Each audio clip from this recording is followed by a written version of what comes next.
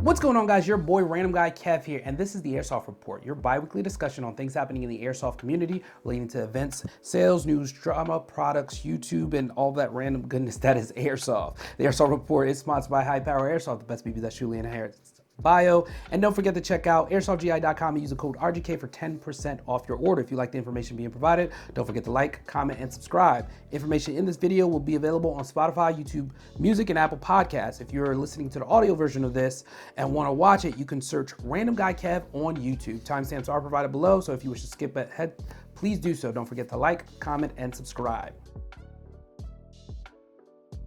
What's the deal? Airsoft GI has the Double Trouble Mystery Box available and a new player mystery box available. Head over to airsoftgi.com right now to get yours. What's happening in the industry? Phantom Gear just announced the Cerberus Universal Magazine placard that's available on evic.com. G&G just announced the TGM R5S ETU, the STP45 MK3, and the GC7A1 2.0. Visit your G&G authorized dealer for more information. Polarstar announced the hop-up thing. This is available on their website now, so visit, pretty sure it's PolarstarAirsoft.com. Could be right. But visit Polarstar for more information. Upcoming events and competitions. Events and competitions are subject to change, so check with your event producer for more information. March 6th to the 8th, Desert Fox Events, Battle for LA in California. March 7th and 8th, American Milsim AMS X1 in Texas. March 13th through the 15th, Third Coast Airsoft, Iron Fury, North Carolina. Some competition airsoft events. These are also subject to change, so check with them for more information. Project N1, March 15th, IDMS in California. Tactical League, March 21st, Larceny, Battle Labs, Ontario in California. Pit Viper 5v5, March 28th, season opener at Odin's Paradise in Ohio. So let's get into our topic. If you guys have any topics you guys want to suggest, don't forget to leave them down below in the description. This one is, what's one highly rated airsoft item that is actually a complete waste of cash and why? And you guys kind of went in on this one. Start with grenade launchers in CQB. If you're strapped for cash, if that is not an objection for you, then go all out. My shells go for $35 a pop, then tracer BBs to put them in so they can be illuminated in my Volcano GL pistol. And then green gas and masking tape so the BBs don't fall out. Then silicone oil and maintenance. The 40mm grenade launcher spa side hustle is tough, and only the really into it people do this. Super expensive, and it becomes very expensive for that. Anti-fog helmet fans. People are kind of mad about this one. This one was from E-House from Gun Gamers. Dudes will spend $20 on the worst eye protection and then spend $50 to $100 on fan kits and accessories instead of just buying better eye pro and using wipes. I'm not strapped. That bullshit to I'm not strapping that bullshit to my head. Last thing I need is another thing that takes batteries and make noise. I agree. Personally, I don't use any real anti-fog equipment per se. Like I just have goggles that work and they're vented, so they work out for me, and I'm happy for that. I'm blessed. But people kind of went in on the comments on there because they were going back and forth. Rocket launchers, because they're too expensive. Rocket launcher, it's depends what type of rocket launchers. I just saw the Stingray rocket launchers. So they have disposable ones. So like you're spending an X amount. It's just like the EG67s or Taggins, like one-time use. These are disposable. You're spending an X amount. I mean, it looks cool on video. Don't get me wrong. And it's always cool when you are able to clear a full room with grenades and whatever. It's cool. But then you think about your wallet and you're just like, damn, that was one use. And that's rough. Do Airsoft Innovation tornado grenades count? The tornadoes. I mean, they were okay. I didn't use it, but Sidearms in general for rifleman class players, just extra stuff to carry. I mean, sidearms are cool. I mean, depending on the situation. Okay, another one. I'm here with the no sidearm squad. Just one more thing to carry. To add some depth to our game days, we do a gulag at the end of the day. It's usually a 1v1 in our village, and it's sidearms only. It gives everyone a chance to run their more obscure and underutilized stuff. The only time I really run my sidearm, my secondary, is in CQB really. If I'm playing outdoor, I don't bring it with me. Like, it's pointless. If I'm playing an op, I'm like 50-50 on it because you can quickly transition to it. If you run out of ammo, pull it out for tight corners, especially if you're if you carry a saw or something, a sniper. Those are good for those type of scenarios. But a sidearm I normally just use for like CQB indoor. A sidearm in an indoor arena, your mags can hold anywhere from 120 to 500 rounds, mid cap or high cap, and most people typically carry more than one mag. No reason to have to whip out a pistol when you could just be, oh, okay. So it means if you have your primary, like a rifle or something, and then you carry a sidearm. I see people do it all the time, and people train. I don't know. I mean, just let them train. Let them train. Yeah.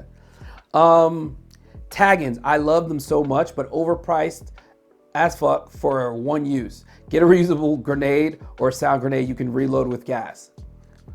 Tag-ins are stupid expensive, and again, it's the cool factor for videos and stuff like that, and then being able to clear room because they're loud, and some of them do they expel BBs?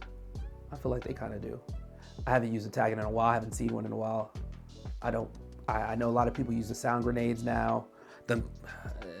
But like, or they use EG67s. But again, if it's your money, do what you want. Real steel attachments on airsoft rifles. I know people that want one-of-one replicas, so they purchase the real steel one for their airsoft replica so they can have the real feel and everything. And do what you want. That stuff's expensive. I don't want my stuff to break because a BB shattered the glass or something, or like I fell and it broke in half, something like that. HPA gas shotguns, fun while you got them working, but once they break or etc., they're just paperweights. Gas shotguns definitely do leak a lot. Like, I think a lot of them leak as soon as you get them, and you have to.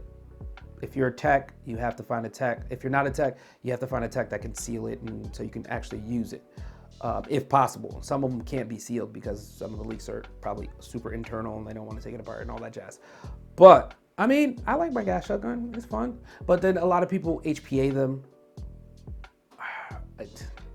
I like mine. Mine is cool. Mine is green gas. I use it. Thunderbee grenades. Cores break easily and usually never outlast the shells, as well as weird timing detonations. Yeah, those are not consistent, definitely. Focusing on getting a whole Amazon kit when you don't have a decent gun or iPro. I mean, the Amazon kits, they're on sale. Like, why not get it? Guys, don't do that. I mean, I always tell people when you're playing airsoft, focus on your hand protection and your face protection. Like, those should be the most expensive thing you spend money on, because you don't want to get shot in the teeth. Some people don't care. Personally, I care. I have meetings to be in. Sometimes I have to show my face, and I walk in there with like BB marks on my face, and they're just like, you okay? Everything good? Mind your business. I was just playing some aggressive airsoft yesterday. But yeah, R-hop, S-hop, and flat hop. Just get a maple leaf macaron rubber. No idea what that is. I know what the other stuff is, but don't know what that is. But yeah, pants. Do you need pants? Overrated, especially when you're home. But that's just a thought. Any HPA engine that's not a Polar Star or a MTW. I don't know. Maybe, possibly. I've never really used an MTW. I've used a Polar Star. Those are fun. Never really used an MTW, so I don't have any feedback on that. I'm gonna go with snipers if you're a beginner. Listen, I know we were all at one point when we first watched videos like, oh, I'm gonna be a sniper, because all the content you see is sniper videos at one point. Now it's a mix of videos. Now it's a mix of CQB, CQB and outdoor and all that type. And everybody's using an M4. And I always recommend get your first rifle, your first airsoft thing should be an M4. Mags are cheap, and I'm pretty sure somebody else on the field, if you run out, somebody else on the field has a mag and is willing to give you one. I always give up mags when I see a kid like, oh, I ran out of BBs. Here's a mag. Have fun. And kind of go from there. But yeah, I mean, getting a sniper as your first, hey, go ahead and do it. It's your money at the end of the day. And 9 times out of 10, I always see people be like, I can't do anything with this. Of course, it takes patience. I ran a sniper maybe twice. And I'm just like, bruh, my play style is so aggressive that I can't sit in the back and camp and wait for bodies to come my way. It's rough. It's a hard one. It's hard. I played like a whole day doing it, and I was like, bruh, this kind of bored, kind of hard. Like, this is hard. Like, and I'm trying to hide and, you know, run a pistol as a sidearm.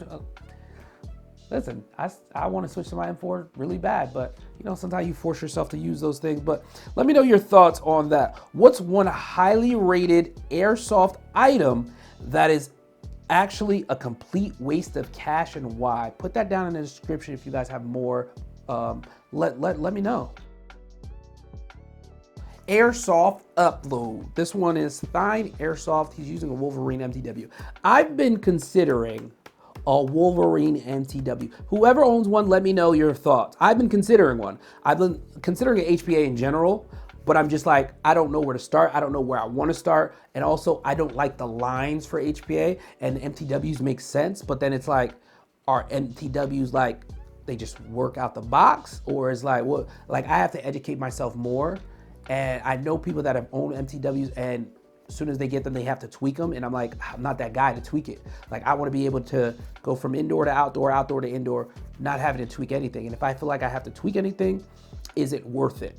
Whereas, you know, like a Polar Star or something like that, you know, put the engine in there, have whoever doing what they need to do, tweak it, get your tank and all that. But again, I don't want to have all the line. But yeah, this was a great video from Thine Airsoft. Check it out. Next one is Mayday Sun, my guy Mayday Sun out in Japan, running an MP5. Another video with an MP5. I have to bring my MP5 out so I can run it. This made me want to get my, like, Airsoft Cam Hands the other week. Then this one, I'm like, I need to take my MP5 out. MP5 crew assemble. Let's do it. Let's do it. Let's just do it. But definitely check out Mayday Sun Airsoft when you guys get a chance. Great videos over there. That's all for this episode. Let me know what you guys want to discuss on the next episode. Leave a comment down below. Don't forget to like, comment, subscribe, and I'll catch you guys on the next one.